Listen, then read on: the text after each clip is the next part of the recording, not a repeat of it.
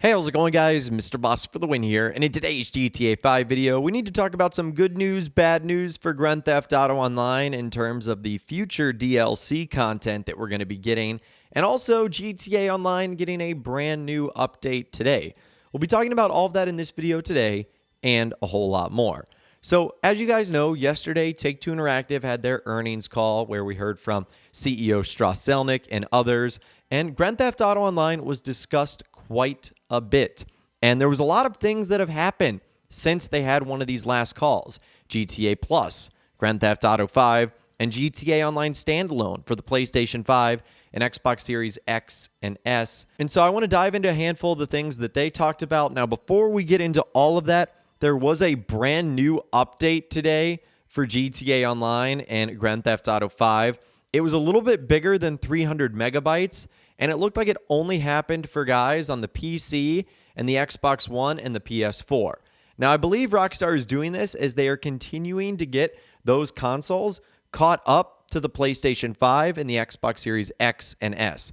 They don't have all the improvements and the new stuff that we have on the PS5 and the new Xboxes, and get those systems caught up and up to speed to the new ones that we have right now. So that's what's going on that front. So Rockstar haven't released the patch notes or anything for that update, but I'm assuming it's a lot of behind the scenes changes. If there is anything significant, I'll definitely be sure to keep you guys updated. The only reports that I've heard so far is that it actually fixes the first person sniper aiming crash bug that is observed on these platforms. So if it fixes that, that's really good because you obviously don't want that to be happening. But again, if there's anything else that is significant, I'll be sure to let you guys know. Now, let's get on to what Take-Two Interactive CEO Strauss Zelnick had to say about GTA Online, and he really did dive into a couple of interesting statements, some good and some bad. So let's begin with the good news first. Starts with this. Take-Two say brand new GTA Online players are showing up as the gaming market is continuously growing. This is not a surprise at all. There's probably, and it might be a small percentage, but it is still a percentage of players that never jumped into Grand Theft Auto until the new PS5 and Xbox versions. And so because of that, you're going to see a lot of new players. And you also might see players that have taken a long time hiatus from the game starting to return. Maybe they played it on PlayStation 3 and Xbox 360, but skipped PS4 and Xbox One, but now they're getting back into the swing of things. So that right there is not a shock at all. Take-Two Interactive also said that GTA 5 and Grand Theft Auto Online grew by 8 and 74% since last year, and the next generation versions were well received by the community. Now, I don't represent the voice for the entire GTA and Rockstar community, but I do think the next generation versions were really well done. I'm impressed with a lot of the technical and graphical updates, and I'm excited to see what they do going forward now that they can focus on GTA Online on a brand new system. Are they going to be able to provide bigger and better updates? That's what we're really going to have to wait and see and find out. Now, Grand Theft Auto 5 is also selling like hotcakes because it has now sold 165 million units worldwide, which is up 5 million in the last 3 months. So this game is creeping on up to 10 years old, and every 3 months, 5 million new copies are being sold. This is incredible. I mean, it really does just go to show you the level of longevity for Grand Theft Auto Online and how successful it has been. So that's fantastic. Now, unfortunately, let's move into some of the bad news. Good news for Take-Two Interactive, but I would say bad news for GTA Online fans.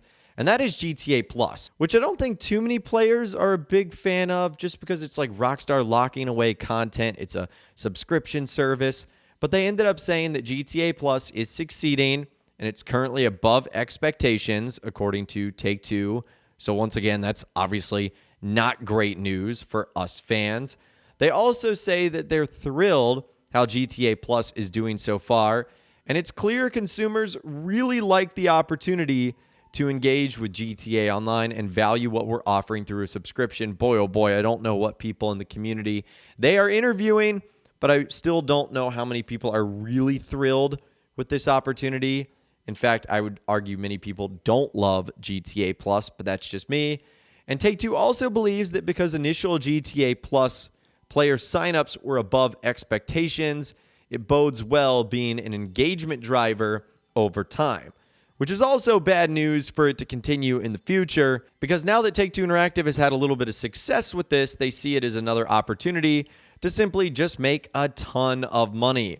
So hopefully going forward in the future, this doesn't mean they abuse the GTA Plus system. There's already a little bit of fears of that they have the ability to lock away new DLC cars behind this. I just think that would be not good in general all the way around. Now, unfortunately, the bad news kind of continues, as it looks like we might be getting fewer updates this year to Grand Theft Auto Online. Here's the last bit of big news. Take-Two believes microtransactions for GTA Online will be down this year compared to last year. So essentially, microtransactions basically translates into how many shark cards they sell. And if they believe they're going to sell fewer shark cards, it's probably because there's fewer new items to buy. And if there's fewer new items to buy, it's very likely because we're going to be getting less updates. Now, over the last couple of years, Rockstar have been doing 2 big DLCs, really one in the summer and then one in the winter. So is there only going to be one update this year, or one more additional update to what we've already seen on the PlayStation 5 and the new Xboxes with the Hal's Special Work stuff and some of the new cars?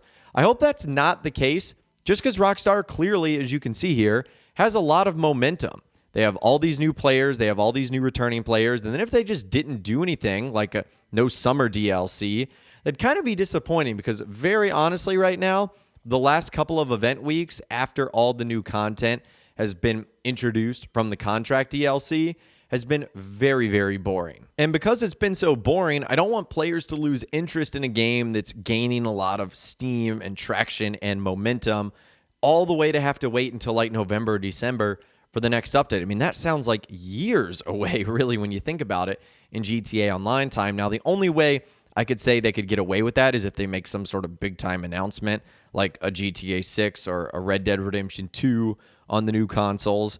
But other than that, I feel like there would just be a huge gap. And maybe that gap is also filled with something else, because they did announce that the GTA Trilogy, the definitive edition for mobile, has been delayed and will release between now and March 2023.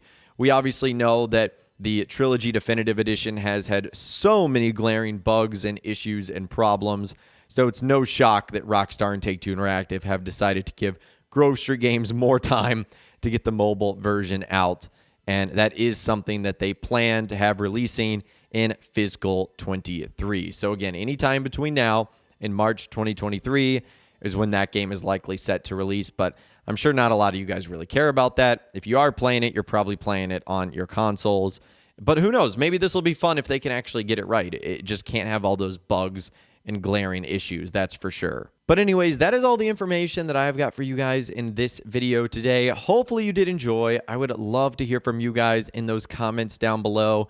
What do you think of all the information we discussed today about GTA Online, the good, the bad, and somewhere in between? Let me know what you're thinking down there.